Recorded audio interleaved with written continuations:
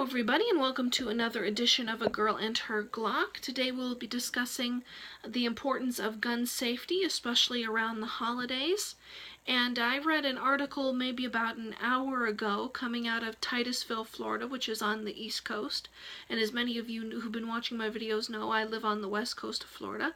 But you may know Titusville as the city that has the Kennedy Space Center in Cape Canaveral, where they do all the cool, space shuttle launches and everything like that. And I must say that if you were ever in Florida and you're over on the East Coast, I would definitely recommend you visit the Kennedy Space Center Visitor Complex. You can learn a lot about the space program and the different spacecraft, and it's really interesting. They have a lot of different activities for people.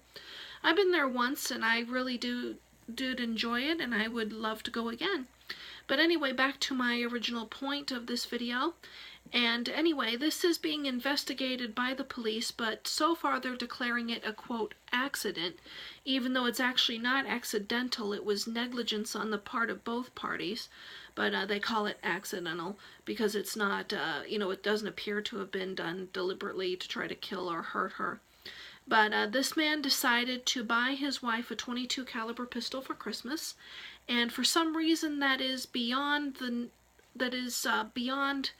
imagining of anybody who knows anything about guns and has any common sense whatsoever. He decided to wrap it up while it was loaded, and she forgot to follow the four rules of gun safety and assumed it was unloaded, and she ended up shooting herself in the leg, and she hit her femoral artery, which anybody who knows anything about anatomy knows that even a .22 caliber shot to the femoral artery can cause you to bleed to death fairly quickly. And she is expected to survive, but she's in the hospital with a serious femoral artery injury because of complete negligence on both her and her husband's part. And this brings me around to my point. I just want to discuss some of the things that went wrong with the couple in the story and how you can prevent that from happening yourself. And first of all, I would say you have to remember your 4 rules of gun safety, which number 1 is treat every single gun as if it is loaded. Always assume that the gun is loaded.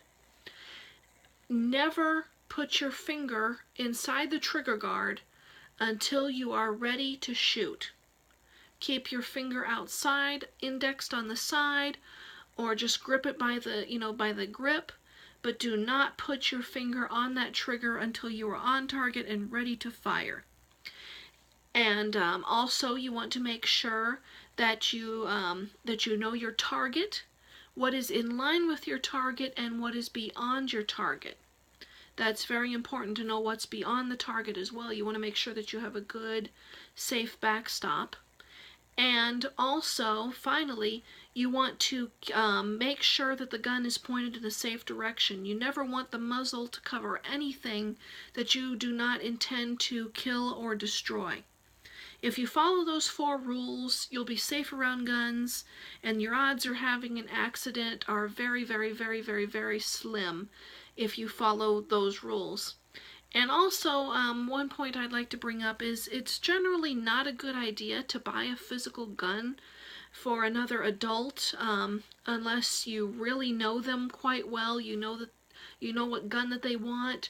You know what that they're not criminals, and you know that they can safely, and you know that they've been trained to handle a gun safely.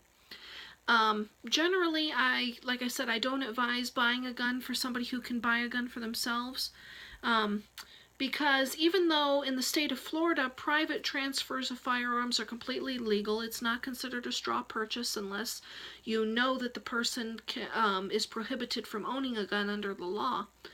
But just to be safe, I would recommend that that instead of buying the actual gun, that what you do is you go down to the gun shop and ask for a gift certificate or a gift card equal to the amount of the gun that you intended to buy, like say a Glock 19.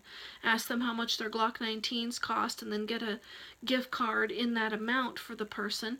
And then once you give that to the person that you were intending to give the gun to, they can then take it down to the gun shop and pick out either the gun that you were intending to buy for them, or a gun of equal or lesser value that they want, And then that way they complete all the background checks and the transfer forms and everything's in their name, so the ATF won't have any problems with it. You won't have to worry about being accused of a straw purchase or something like that. It's, even though, like I said, private transfers are legal in Florida, but they're not, of course, they're not legal in other states. So just to be safe, I would recommend doing that. That way you know everything is legal. But definitely, definitely make sure that you follow the 4 rules of gun safety this Christmas. Don't let another tragedy happen. Don't fire, and I must bring this up, do not fire any guns into the air on New Year's Eve. People have been killed doing that. It violates the 4, it violates several of the 4 rules, and it's just not a good idea, and they can eventually track down what gun the bullet was fired from, and you can get in a lot of trouble for doing that.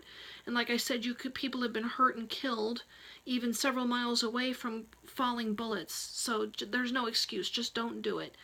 A lot of ranges are open limited hours on New Year's Eve and New Year's Day. I know Shooter's World is. So if you want to go down and shoot off a gun, make sure it's at a proper range and you're not firing randomly into the air. Anyway, I hope you have a very Merry Christmas and a wonderful New Year, and I will see you again soon. Thanks for watching. Bye.